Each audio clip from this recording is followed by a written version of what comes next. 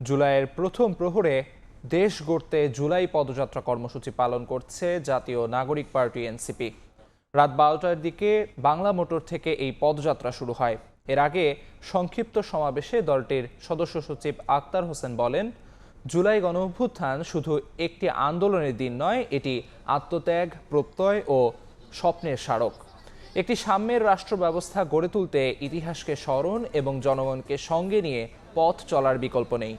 আর দলটির জ্যেষ্ঠ যুগ্ম মুখ্য সমন্বয়ক হান্নান মাসউদ বলেন, জুলাইয়ের আকাঙ্ক্ষা অন্তর্বর্তী সরকার বাস্তবায়ন করতে পারেনি, এটি এনসিপির হাত ধরে বাস্তবায়ন হবে।